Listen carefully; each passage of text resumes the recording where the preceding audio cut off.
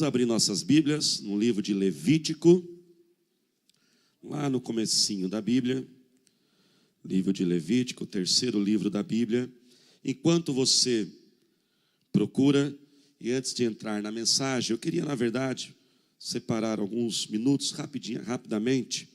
Eu queria fazer uma breve revisão daquilo que Deus ministrou para nós nesta semana. Como disse, nós estamos, na verdade, uma semana inteira de cultos. Começamos domingo passado, 3 cultos ao domingo, todos os cultos durante essa semana.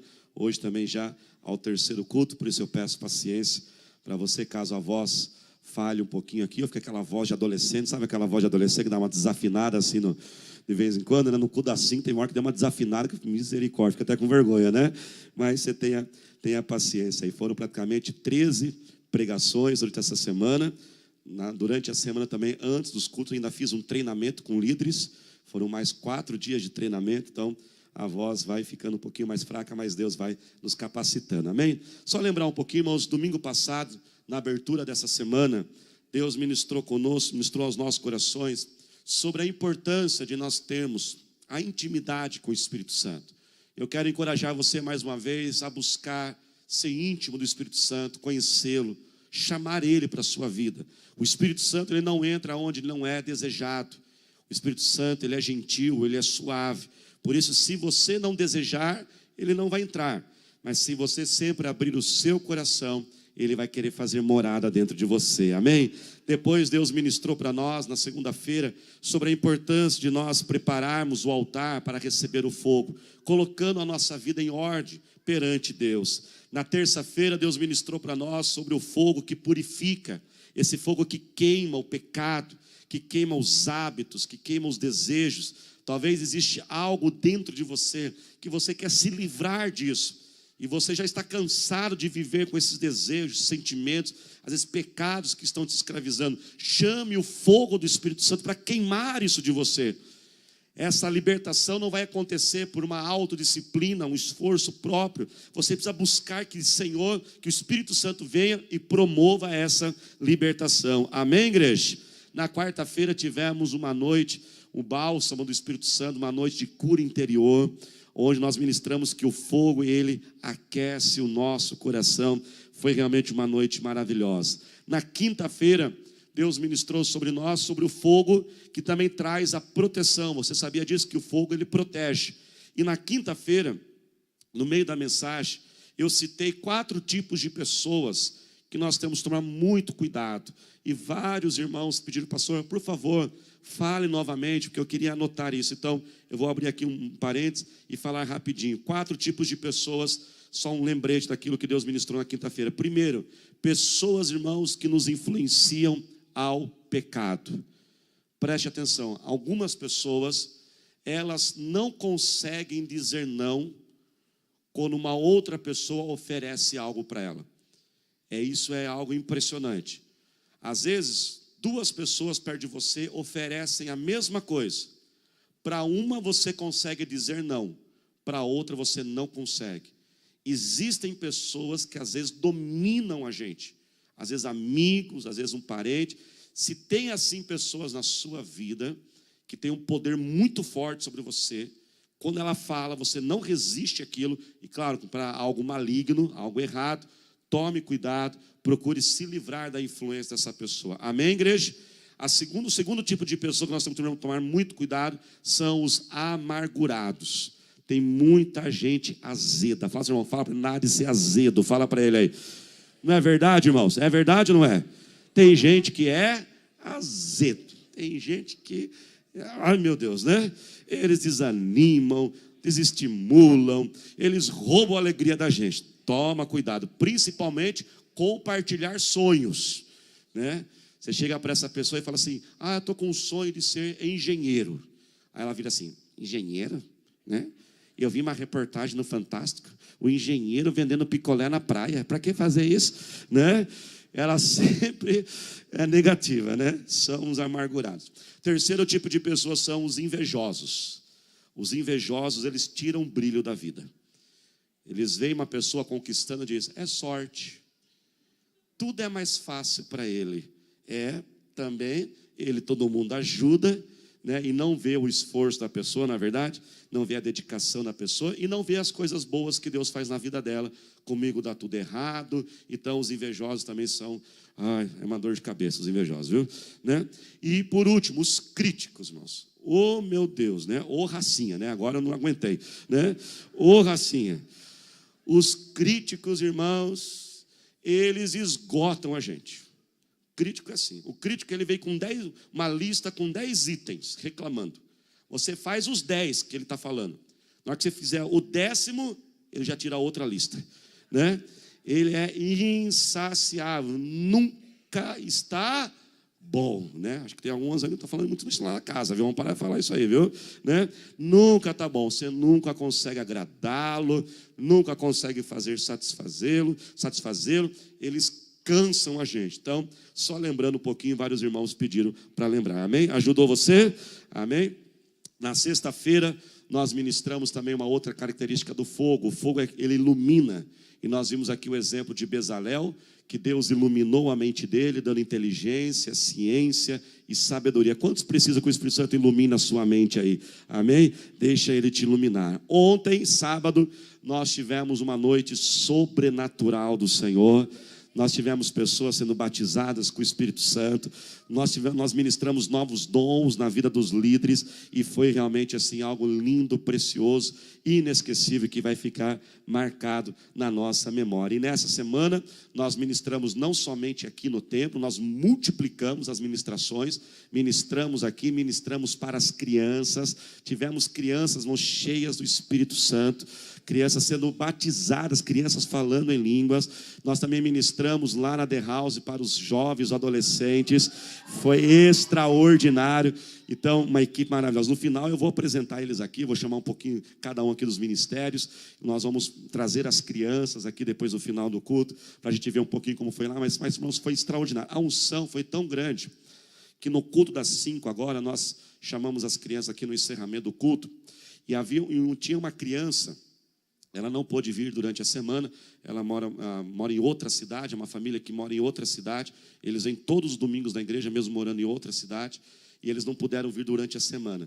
E ao final do culto, o pai me trouxe, né, a criança, assim, pastor, ela não para de chorar, ela está tremendo, né? E que falei, mas o que aconteceu? Eu falei, já penso pior, né? Machucou, alguém falou alguma coisa, né?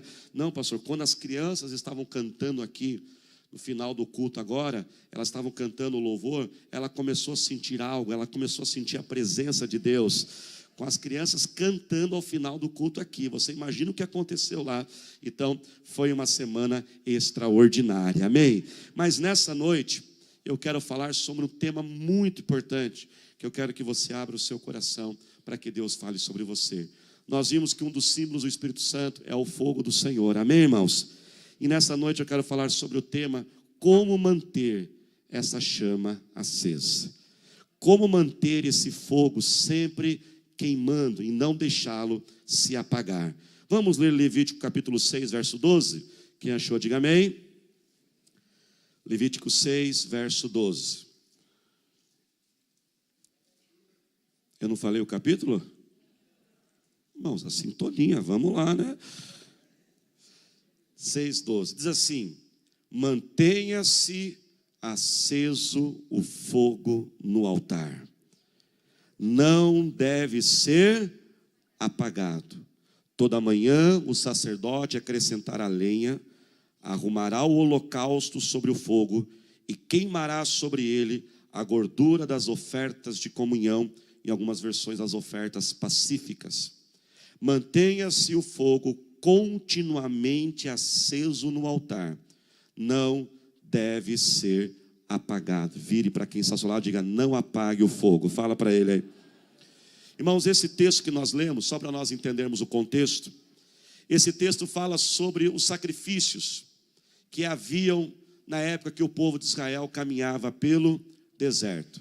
O povo de Israel, eles caminharam durante 40 anos no deserto, habitando em tendas, e no meio daquelas tendas havia uma tenda maior, que era o tabernáculo, aonde ali os sacerdotes, os levitas, faziam todo o cerimonial religioso. E um dos cerimoniais que eles deveriam fazer continuamente eram os sacrifícios de animais, aonde os animais eram sacrificados para substituir o pecado das pessoas. E havia no meio daquela maior tenda, na frente dela, um holocausto, onde eram feitos os sacrifícios maiores. Era uma espécie, olhe para cá, vou tentar descrever, como uma torre mais ou menos de pedra, nessa altura mais ou menos, uma coluna de pedra. Em cima dessas pedras haviam as lenhas, as madeiras. Em cima dessa lenha se colocava então o animal cortado para ser queimado. É um sacrifício, um cerimonial religioso. Amém, irmãos? E tacava-se fogo então naquela lenha. Aquela lenha queimava o animal. A fumaça que subia havia um simbolismo que eram os nossos pecados sendo levados a Deus para que pudéssemos receber então o perdão, amém? E a Bíblia então diz que o sacerdote, ele diariamente, ele tinha que cuidar desse holocausto. O fogo desse holocausto, o fogo desse sacrifício nunca podia se apagar. Olha que algo interessante. Era uma falha gravíssima se deixassem o fogo apagar. Então eles tinham que realmente ficar vigiando, observando. Tinham que fazer turnos a noite inteira, né? Por causa da noite pode às vezes haver um vento, alguma coisa. Tinham que cuidar, alguma criança, alguém podia passar perto, derrubar o altar. Então tinha que ver todo um cuidado para que aquele altar nunca fosse apagado. A chama, o fogo que estivesse naquele altar não se apagasse. E além daquele animal que era ali colocado, durante o dia o povo também, eles traziam outros animais menores para também serem o quê? Sacrificados. Esses animais menores eram ofertas pessoais, ofertas pacíficas. A Bíblia diz o quê? Ofertas que demonstravam gratidão, ofertas que demonstravam adoração, ofertas que demonstravam que aquela pessoa estava em alegria para com Deus, ela estava em paz com Deus, ela estava grata àquilo que Deus tinha feito na vida dela. Quem está entendendo, diga amém. Baseado, irmãos, nesse texto, nós vamos ver nesta noite alguns passos muito importantes para que nós possamos manter o fogo do Espírito Santo aceso em nossos corações. Quantos querem manter esse fogo aceso no seu coração? Amém? Primeiro passo, irmãos, nós temos que entender, para que nós possamos manter essa chama queimando dentro de nós, nós temos que ser responsáveis por esta chama. Primeiro passo é assumir a responsabilidade. Se o fogo, irmãos, ele pode ser apagado, é porque isso é algo real. Se o versículo diz, mantenha a chama acesa, mantenha o fogo continuamente aceso, é porque existe um risco de ele ser apagado. Ninguém, irmãos, está imune a isso. Não tem tempo de conversão. Eu tenho tantos anos de conversão. Não tem função na igreja. Todos nós, inclusive eu, se eu não vigiar, se você não vigiar, se nós não vigiarmos, a chama pode ser apagada. A Bíblia diz, aquele que está de pé, tome cuidado para que não caia. Nós temos que levar isso a sério, irmãos. E nós temos que compreender que a responsabilidade de manter essa chama acesa, ela é individual e intransferível. Eu não posso transferir para outra pessoa e dizer, olha, cuida aí para que eu seja cheio do Espírito Santo. Eu também não posso transferir para outra pessoa a responsabilidade. Um dia, irmãos, todos nós vamos ter que chegar perante Deus, e isso vai acontecer, queira você ou não. E nós vamos ter que prestar contas para Deus, amém, irmãos? E se por acaso o fogo ele apagou do seu coração, Deus vai cobrar você, Ele vai me cobrar. E quando chegarmos perante Deus, irmãos, não vai adiantar nós apresentarmos desculpas e respostas equivocadas que nós usamos neste muito. Ah, irmãos, porque são muitas, viu? São muitas. E às vezes as pessoas vão ficando craques, especialistas em arranjar motivos porque o fogo se apagou em seu coração. Desculpas e respostas equivocadas para justificar por que ela está frio espiritualmente. Muitos dizem que eles estão frios espiritualmente e estão desanimados por causa dos outros. Quantas vezes já ouvi isso? Ah, sabe o que é? É que aquele grupo, aquela turma, aquelas pessoas, eles não levam assim Deus a sério. Sabe o que é, pastor? Eu fico vendo aquelas pessoas fazendo a obra de Deus sem compromisso, isso me desanima. Então ele justifica que o esfriamento espiritual dele é por causa do relaxo e o descompromisso do outro. Dizem, olha, mas sabe o que é? Eu fui duramente magoado. Me ofenderam. E isso me causou um desânimo e eu me esfriei. Outros ainda mais folgadão, que sempre tem uns folgados no meio, né? Transfere para o outro. Tem uns esposos que transferem para a esposa, né? Não, minha esposa está orando por mim, né? Tem que lembrar os maridos aí que a esposa não é secretária, viu? Que tem uns maridos que faz a esposa secretária. Outros ainda falam, não mãe, vai lá, a minha mãe está sempre intercedendo por mim, pastor. Ela ora por mim. Não pode transferir. Essas desculpas, essas razões, irmãos, presta atenção. Elas podem servir aqui nesse mundo. Você pode até enganar algumas pessoas. Você pode até fazer algumas pessoas acreditar. Perante Ele, não serve. Alguns fazem isso, alguma das razões é para poder se justificar perante os outros. A pessoa ela quer manter uma boa imagem perante os outros. Ela quer que a sua imagem não fique arranhada. Então ela diz que se esfriou porque o outro fez, porque o outro fez. Uma imagem de que ela não errou, porque ela não erra, é sempre os outros que erram. A imagem de que talvez ela é um pouco mais espiritual que os outros. E os outros estão num nível mais baixo, e por isso que ela teve que se distanciar. Quando a maior prova da presença do Espírito Santo jamais é o isolamento. Se alguém um dia dizer para você que se isolou, porque os outros estavam menos cheios do Espírito Santo, os outros estavam mais frios, porque os outros estavam assim, descompromissados, se alguém se isolou por causa disso, é pura mentira. Porque a maior prova que a gente está cheio do Espírito Santo é o prazer de estar com os irmãos em Cristo. Jesus foi o exemplo. Ele amou, se entregou, deixou o céu e veio até nós. Jesus era frequentemente visto perante os pecadores. João capítulo 17 diz, e nisto vão conhecer que vocês são meus discípulos, quando vocês tiverem comunhão um com o outro. Quanto mais cheio do Espírito Santo uma pessoa está, mais perto ela fica para levantar os que estão caídos. Essa história de se isolar, porque está num nível espiritual, com Deus não cola. Com Deus, irmãos, não vai adiantar. Um outro motivo, porque muitos criam essas razões. Na verdade, é para eliminar e diminuir dentro dele a culpa. É para ter um alívio na sua consciência. E dizer, eu estou frio, mas não é por causa de mim, mas é por causa dessas situações aí que estão ocorrendo. Irmãos, nós temos que assumir a responsabilidade.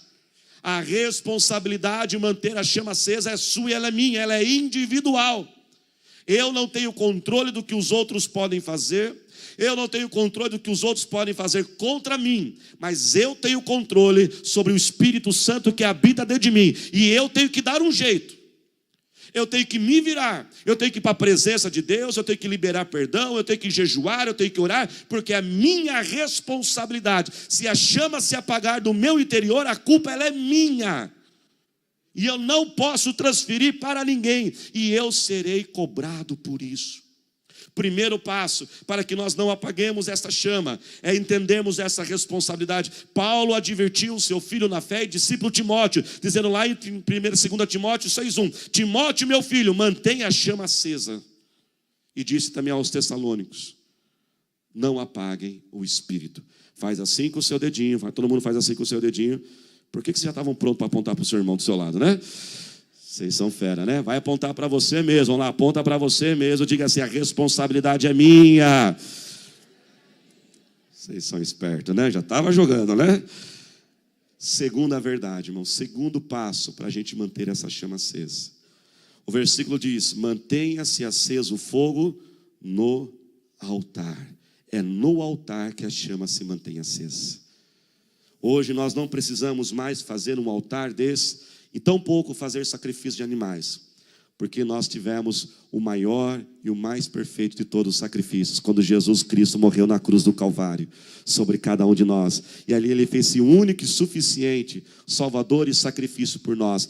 A chama, irmãos, se mantém acesa quando nós temos intimidade com Jesus. É em Jesus que nós mantemos a chama acesa. Sempre coloque os seus olhos sobre Cristo. Não tire os seus olhos dele. Se você tirar os olhos de Jesus, a chama vai se apagar.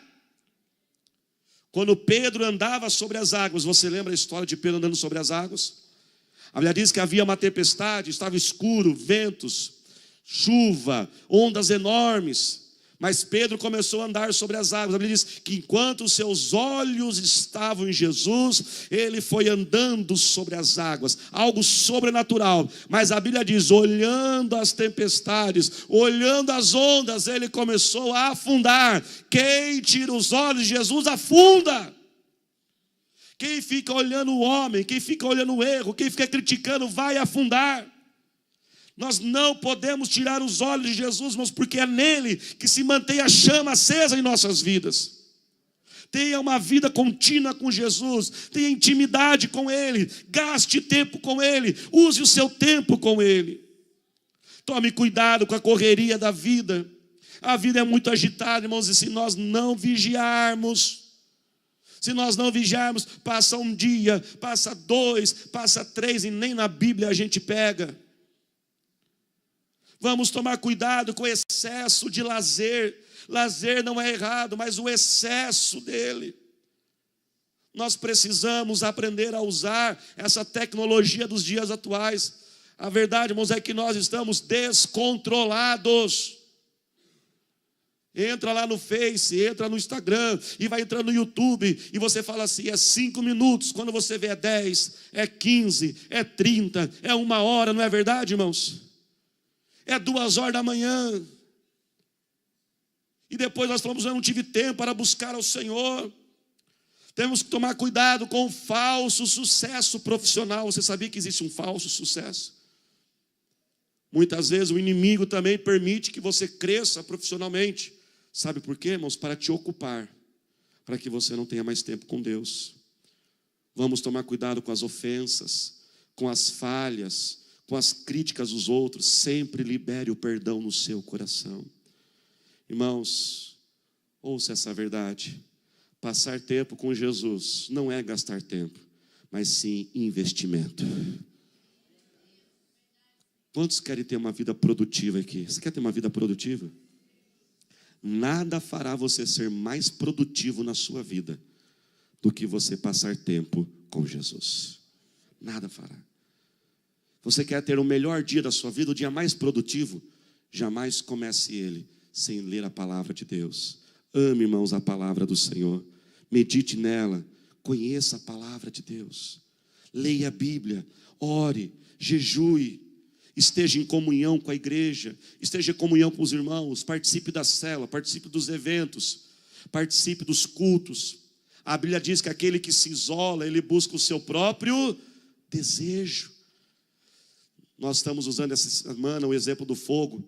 Se eu pegar, irmãos, uma brasa e tirar da fogueira, o que acontece com a brasa? Ela se apaga. Brasa isolada se apaga. Mas se eu pegar uma brasa e colocar de volta na fogueira e ela ficar pertinho, ela faz o quê? Ela se acende. Sozinho a gente esfria.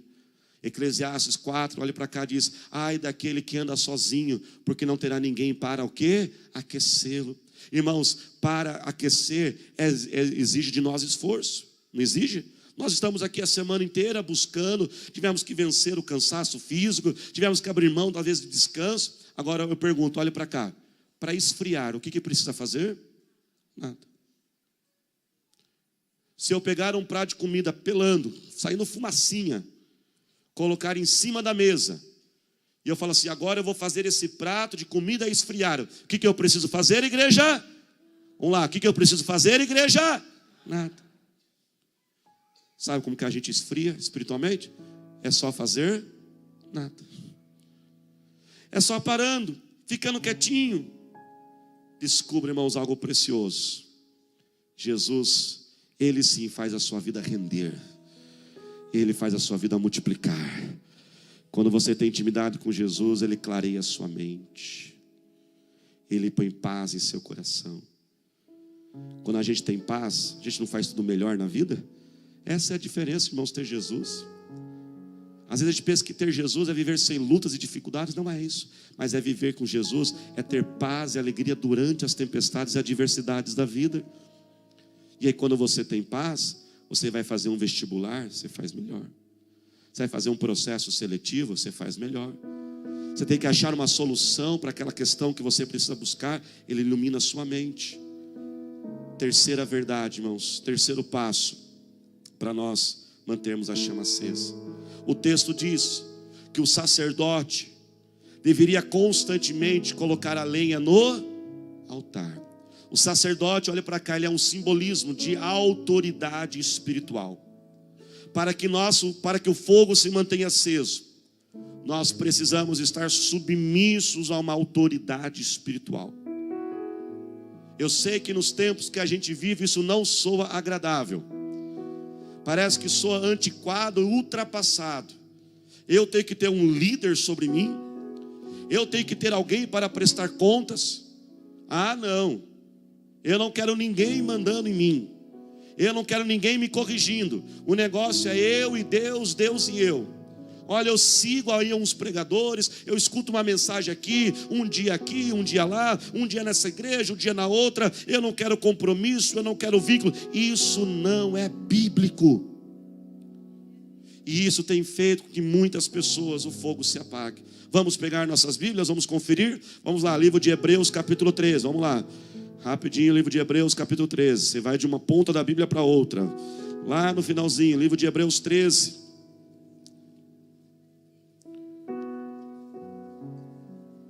Irmãos, os tempos podem mudar, mas nós não adaptamos a Bíblia aos tempos. Os tempos que se adaptam à Bíblia. E o livro de Hebreus, capítulo 13, verso 7, traz uma recomendação muito importante para que esse fogo mantenha-se aceso em nosso coração. Quem achou, diga amém. Diz assim: lembrem-se dos seus líderes. E aqui são líderes no sentido de pessoas de autoridade. Em outras versões diz: lembre-se dos seus pastores, que transmitiram a palavra de Deus a vocês. Observem bem o resultado da vida que tiveram e imitem a sua fé. Versículo 17, um pouquinho mais para frente. Obedeçam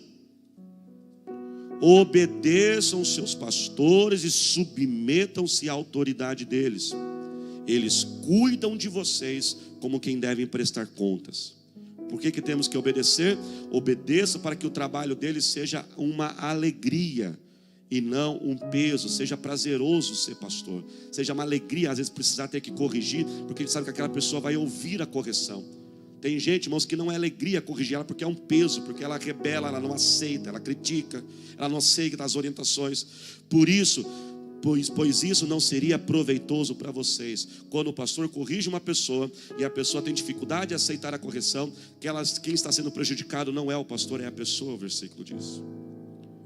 Preste atenção, irmãos. Hoje, devido aos tempos que nós vivemos, devido às redes sociais, canal do YouTube, qualquer pessoa pode expor ideias hoje. Ela pode pregar, ela pode ensinar. Não é verdade, irmãos? Ela pode fazer isso. Preste atenção no que eu vou ensinar nessa noite. O ministério de pregador, de expositor bíblico, conferencista, qualquer outro nome, ele é legítimo, ele é bíblico, sim.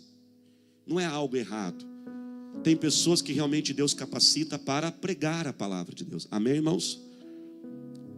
Mas o versículo diz que você não imita a conduta do pregador. Você imita a conduta do pastor. Imite a conduta deles. Observe bem o resultado da sua vida. O pregador, ele pode até ser bom, ele expõe, ele até ensina algo bom, mas você não conhece a vida dele. Você não pode imitar a conduta porque você não sabe. Você vê uma apresentação na internet, mas a minha vida está exposta aos olhos de todos aqui. Muitos aqui frequentam a minha casa, abrem a minha geladeira e ainda pegam os meus chocolates. Tem que dar um pega neles. A minha vida está à frente. A gerente da minha conta do banco vem à igreja. Meus filhos estudam em escola, que alguns filhos, alguns irmãos também estudam. Sexta-feira eu estava no shopping, um irmão me encontrou aqui no culto à noite e falou assim: pastor, te vi lá, ó, e fez assim ainda, sabe? Irmãos, por uma questão de ética pastoral, eu não posso citar nomes e não posso falar várias realidades, mas por questão de autoridade espiritual eu posso sim dizer o que eu vou dizer agora. Tome cuidado, nem tudo que se fala é verdade. A Bíblia diz que nós temos que examinar aquilo que é ensinado. Não é porque uma pessoa disse na internet e tem 5 milhões de visualizações que é verdade o que ela está dizendo. Deve-se examinar, reter o que é bom e para por aí. Imitar a conduta é dos seus pastores. É eles que nós imitamos a conduta. Nós devemos obedecê-los, sermos submissos. Imagine, irmãos, a quantidade na nossa igreja de pessoas, de ministérios. Imagine se cada um aqui quer fazer uma coisa. Que bagunça que esse lugar vira. É preciso ter procedimentos e ser submissos a esses procedimentos. E não submissos na frente dos outros. Só na frente do pastor. Submisso lá no coração. Porque o pastor você pode enganar, viu? Mas o Deus você não está enganando. Você pode estar escondendo o pastor, fingindo na frente dele. E lá no seu coração com raiva de Deus você não está escondendo nada. Uma das principais estratégias, e eu prego isso com amor porque eu amo você. Uma das principais estratégias do diabo para fazer com que as ovelhas se distanciem do seu pastor é magoá-la, o coração da ovelha. Pois era um sacerdote que colocava lenha no altar. E se a ovelha se distancia do pastor, o fogo ele se apaga. Por isso, irmãos, não permita isso. Não permita que pessoas rebeldes, críticas, ingratas apaguem o fogo no seu coração. E eu quero pedir que você sempre me perdoe. Quando eu falhar com você, e há algo que possivelmente vai acontecer, há uma grande probabilidade de falhar com você. Saiba que se um dia eu falhar com você, eu falhei no procedimento, eu falhei na forma de fazer, eu falhei no jeito de fazer, mas no meu coração, na motivação, eu amo você e eu não falhei. Amém? Talvez eu falhei no jeito, mas a minha intenção era o melhor. Eu amo você. Eu amo cada um que está aqui nessa noite, que estiveram nos outros cultos. Como me dói quando uma pessoa me procura e diz: pastor, eu precisava da sua orientação e oração porque eu estou querendo mudar de cidade, mudar de país, e eu tenho que ajudar a pessoa a se afastar de mim. Você já pensou nisso? Eu tenho que dobrar o meu joelho de madrugada e falar assim: Jesus, ajuda ela a ir embora, porque ela precisa de um visto, porque ela precisa de uma outra porta. Mas eu faço isso porque se a pessoa diz: pastor, isso é o melhor para mim, se é o melhor para você, é o melhor também. Se isso é alegria para você, a sua alegria vai ser a minha alegria, a sua tristeza vai ser a minha tristeza. Por isso sempre esteja perto do sacerdote, para que a chama mantenha-se acesa. Posso ouvir um glória a Deus? O altar tinha que todos os dias ser arrumado, organizado. Organize sua vida, mantenha a sua vida em ordem. Na sua família, que cada um cumpra o seu papel. Ame a todos na sua casa. Mantenha as suas finanças em ordem. Só lembrando que a gente não pode gastar mais do que a gente ganha. Só um lembrete, caso alguns esqueceram. Cuide do seu corpo. Ele não é uma máquina, não é um robô, não. Descanse, tire férias, não é pecado, não tem nada de errado. No ministério, na igreja, seja responsável, seja comprometido, não seja relaxado, se aprimore, melhore a cada dia aquilo que Deus colocou em suas mãos para fazer. Tome cuidado de tudo, cuide de tudo na sua vida, seja zeloso. Devemos lembrar as palavras de Jesus: aquele que for fiel no pouco será colocado sobre o muito. Se coloque de pé neste momento. Põe a mão no seu coração, olhe para cá, não se distraia. Mas você lembra que havia algo a mais que era colocado no altar todos os dias? As ofertas pacíficas. Todo dia se colocava sobre aquele altar ofertas que demonstravam que a pessoa estava em paz com Deus. Romanos capítulo 5 nos adverte, versículo 1 diz: tenha paz com Deus. E ao falar dessas ofertas pacíficas, olhe para cá, não estou falando de dízimo e oferta. Eu estou falando de você sempre colocar um coração pacífico perante Deus. E nem sempre isso é fácil. Às vezes, adversidades, lutas, perseguições vêm sobre nós. E a gente não fica muito em paz com Deus, não é verdade? Tem hora que a gente fica muito bravo com Deus. Talvez alguns de nós temos permitido a revolta em nosso coração. Talvez alguns de nós temos murmurado. Aonde a murmuração, aonde a revolta, a chama se apaga. Mantenha o seu coração em paz com Deus. Talvez você não está entendendo porque Ele permitiu isso, mas confie, Ele é soberano. Ele não é mau quando algo mal acontece. Ele continua sendo bom, pois a Bíblia diz que Deus é bom o tempo todo. Ele é soberano, Ele está cuidando dos detalhes. Ele está usando essa adversidade para aprimorar e melhorar você. Ele está te preparando para algo maior e melhor. E isso vai acontecer se você manter um coração em paz com Ele. Tire do seu coração essa revolta. Pare de reclamar porque Deus permitiu isso, porque que Ele fez aquilo. Eu sei que Deus poderia ter evitado, eu também sei que Ele poderia ter evitado, mas Ele não evitou. E há muitas adversidades que Ele também não evitou na minha vida. E eu precisei em muitos momentos dobrar os meus joelhos e chorar na dor do sofrimento, dizer: Senhor, apesar da dor do sofrimento, eu continuo dizendo: o Senhor é bom, o Senhor é bom, o Senhor é bom, o tempo todo. O Senhor é bom o tempo todo, o tempo todo. Quando tudo dá certo, o Senhor é bom. Quando tudo dá errado, o Senhor é bom. Quando eu recebo bênçãos, o Senhor é bom. Quando eu tenho perdas, o Senhor é bom. Eu mantenho o meu coração em paz com meu Deus, para que a chama seja acesa. Preste atenção, irmãos. O que verdadeiramente atesta o crente, o que verdadeiramente aprova o caráter do crente, não são as conquistas. Talvez Deus está te chamando para algo maior. Deus tem usado você já como um líder de uma célula, mas o diabo está dizendo: você não pode ser um líder. Como que você pode ser um líder com uma enfermidade no seu corpo? Como que você pode ser usado por Deus com essa dificuldade no seu casamento? E às vezes nós pensamos que nós não podemos ser grandemente usados por Deus. Temos vergonha diante dessas falhas, diante das dificuldades que temos na nossa vida. Mas olhe para cá, presta atenção. A verdadeira prova que você está cheio de Deus não são as conquistas, mas é a sua perseverança na adversidade. E se você tem perseverado na adversidade, sim, Deus está contando com você. Aí sim você vai ser o melhor líder que pode haver. Você vai ser um grande exemplo às pessoas que você está liderando, porque na adversidade você não para de adorá-lo, na adversidade você não para de exaltá-lo. Mesmo no tempo mais difícil, as suas mãos ainda se levantam e dizem: o meu Deus é bom e eu amo Ele. Às vezes nós pensamos: Deus faz um grande milagre na minha vida, porque se o Senhor fizer um grande milagre, a minha família inteira vai se converter. Quem já pensou isso?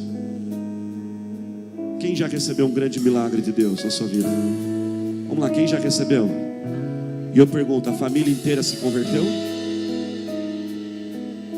Alguns podem até ter se convertido, porque não são os grandes milagres. Porque quando nós recebemos um grande milagre, as pessoas ainda podem duvidar, né? Ah, foi sorte, foi um remédio, ah, foi a economia que melhorou. Mas sabe o que vai atrair a sua família, os seus amigos? Sabe o que vai fazer de você um grande líder? É a sua perseverança. Aí eles vão dizer: como você consegue? Porque isso não tem como falsificar, isso não tem como fingir. Mas vai de novo na igreja? Aí você vai perseverar de novo. E é na nossa perseverança, é o nosso coração em paz, é a nossa oferta de paz no altar, perante, dizendo: Senhor, eu amo o Senhor apesar de tudo. Tudo dando certo, eu te amo. Tudo dando errado, eu te amo. Essa é a melhor resposta que você pode dar. E a melhor resposta que nós podemos dar neste momento é levantarmos as nossas duas mãos. Levante agora os seus braços.